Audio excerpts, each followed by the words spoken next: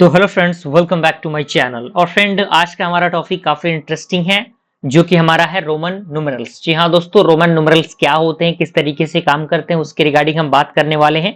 लेकिन उससे पहले मैं पिछले लेक्चर का जो मैंने क्वेश्चन दिया था, उसके सॉल्यूशन को हम लोग देख लेते हैं एक बार। आप लोग मैच कर लीजिएगा अगर आपने सीक्वेंस बाय चीजों को देखा है तो। और अगर आपने प्लेलिस्ट को एक्सेस नहीं किया, जरूर प्लेलिस्ट को एक्सेस कीजिएगा। प्लेलिस्ट का लिंक आपको नीचे डिस्क्रिप्शन बॉक्स में मिल जाएगा, आप वहां से प्लेलिस्ट को चेकआउट कर सकते हैं। ठीक है, चलिए। 28 आपका इवन है कि ऑड है, तो ऑब्वियस सी बात है 28 आपका 2 से डिविजिबल है।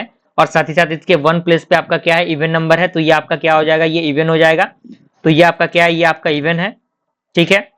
47 की हम लोग बात करें तो 47 आपका क्या है, ऑड है। क्यों? क्योंकि आपको पता है कि ऑड है, तो इसके वन प्लेस पे क्या आपका 7 है, इसीलिए ये क्या हो जाएगा, ये आपका ऑड नंबर हो जाएगा। तो ऑड नंबर आपको यहाँ पे लिखना है। 90 की हम बात करें तो 90 आपका क्या इवन नंबर है, क्योंकि आपको पता है कि वन स्पेस पे आपका 0 है, तो ये आपका क्या हो जाएगा, ये आपका इवन हो जाएगा, तो आपको इवन लिखना है। 63 की हम बात करें तो 63 आपका ऑड है। क्यों? क्योंकि इसके वन स्पेस पे आपको पता है कि 3 आ रहा है, जो कि एक ऑड नंबर है, तो ये आपका क्या होगा, ऑड होगा। और 104 की हम बात करें तो ऑब्वियस सी बात है, ये आपका इवन होगा, क्योंकि इसके वन प्लेस पे आपका इवन नंबर देखने को मिल रहा है। ठीक है। 5 क्वेश्चन आपके सही होने चाहिए, और बहुत सारे स्टूडेंट का सही भी हुआ होगा। कमेंट बताइएगा किन किन स्टूडेंट का सही हुआ है, ताकि मुझे पता लगे कि आप चीजों को सॉल्व कर रहे हैं। ठीक है, चलिए। रोमन न्यूमेरल्स को हम देखते हैं क्या होता है, और रोमन न्यूमेरल्स के पूरे फंडामेंटल को हम देखते हैं। चलिए, चीजों को आप लोग पहले देखिए एक बार, उसके बाद आप लोग नोट डाउन करिएगा इसको। सबसे पहले है कि रोमन न्यूमेरल्स होते क्या हैं। तो यहाँ पे पहला पॉइंट कह रहा है कि Roman numerals are numbers written using the letters from the Latin alphabet. यानी जो आपके रोमन न्यूमेरल्स होते हैं, वो नंबर होते हैं जो किसके मदद से लिखे जाते हैं, लेटर के मदद से लिखे जाते हैं, जो किससे निकल के आते हैं, जो लैटिन अल्फाबेट से निकल के आया। तो आपके सामने एक पॉइंट यहाँ पे बन गया कि रोमन जो न्यूमेरल्स है वह कहां से निकल के आया है, लैटिन जो आपके अल्फाबेट है उनसे निकल के आया है।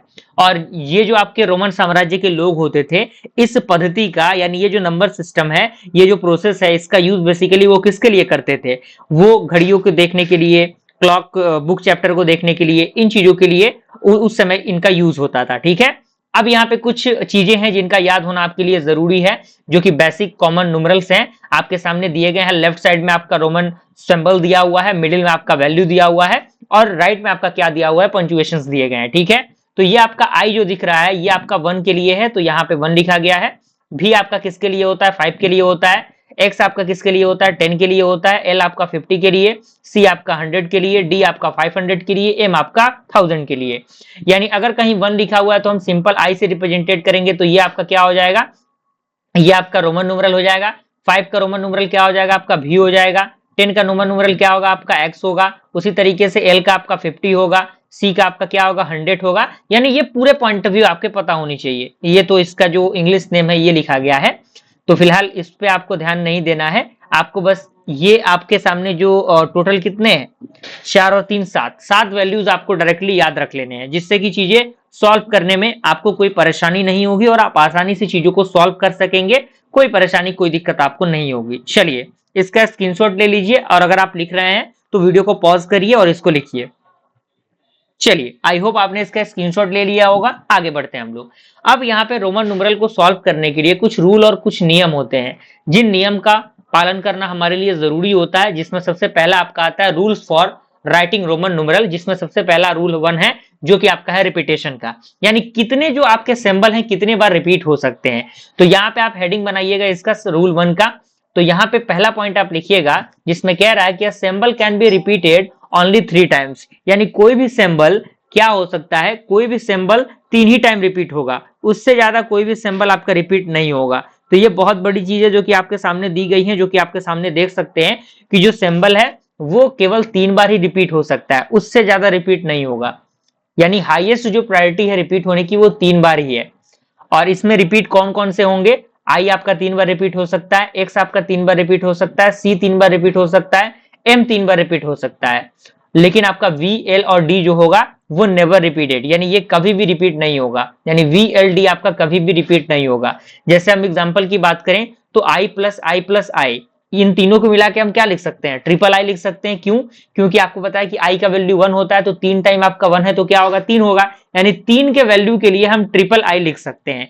इसी तरीके से अगर हम x प्लस x की बात करें तो यहाँ पे 30 के लिए हम 3 टाइम x लिख सकते हैं, लेकिन यहीं पे हम डबल v नहीं लिख सकते, डबल l नहीं लिख सकते, डबल d नहीं लिख सकते, क्योंकि यहाँ पे रूल में डायरेक्टली कह रहा है कि ये जो रिपीटेशन है इन तीनों में अप्लाई नहीं होता, केवल 4 जो वैल्यूज हैं उसी में आपका अप्लाई होता है। क्लियर हुआ? पहला रूल आपको समझ में आ गया होगा, कोई परेशानी कोई दिक्कत आपको नहीं होनी चाहिए। लिख रहे हैं तो लिख लीजिए इसको, वीडियो को पॉज करके, अगर आप स्क्रीनशॉट लेना चाहते हैं तो स्क्रीनशॉट ले सकते हैं। चलिए आगे बढ़ते हैं हम।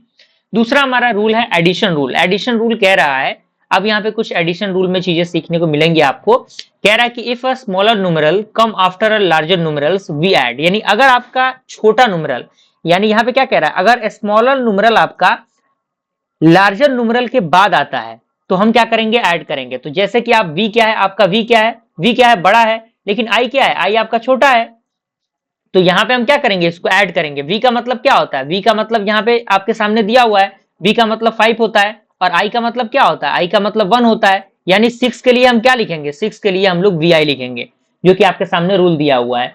इसी तरीके से x और i के लिए हम क्या करेंगे, 10 + 1 यानी 11 हो जाएगा। इसी तरीके से x और v के लिए, x आपका क्या है, बड़ा है जो कि 10 है, और v आपका क्या होता है, 5 होता है, तो 15 के लिए हम लोग xv लिखेंगे। क्लियर हुआ? कोई दिक्कत परेशानी आपको यहाँ पे नहीं होनी चाहिए। तीसरा रूल की तरफ हम मूव करते हैं, जो कि आपका है सब्सट्रैक्शन रूल। यहां हम क्या कर रहे थे, स्मॉलर न्यूमेरल यहाँ पे देख रहे थे, अब यहाँ पे रूल कह रहा है कि यदि स्मॉलर न्यूमेरल्स आपके लार्जर न्यूमेरल से पहले आते हैं, यानी बिफोर यहाँ पे कह रहा है, यानी अगर आपका स्मॉलर न्यूमेरल लार्जर न्यूमेरल से पहले अगर आते हैं तो हम क्या करेंगे, सब्सट्रैक्ट करेंगे। जैसे आपका अगर 1v आता है तो 1v यानी v इसमें क्या है, बड़ा है, तो सबसे पहले हम क्या करेंगे, v का जो वैल्यू है वो लिखेंगे, और उसके बाद 1 का वैल्यू लिखेंगे, जो कि आपका i का वैल्यू क्या है, 1 है, यानी 4 के लिए हम क्या लिखेंगे, iv लिखेंगे। ठीक है, इसी तरीके से 9 के लिए हम क्या लिखेंगे, 10 - 1 यानी 9 यानी ix लिखेंगे।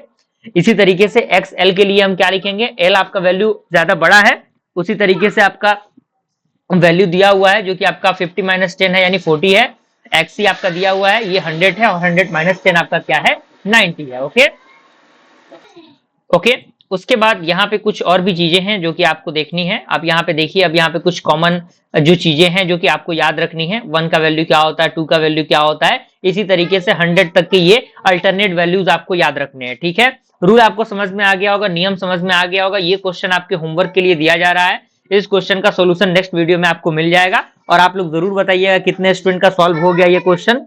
तो वीडियो पसंद आया लाइक जरूर कीजिएगा फ्रेंड्स, मिलते हैं अगले वीडियो में, तब तक के लिए थैंक यू।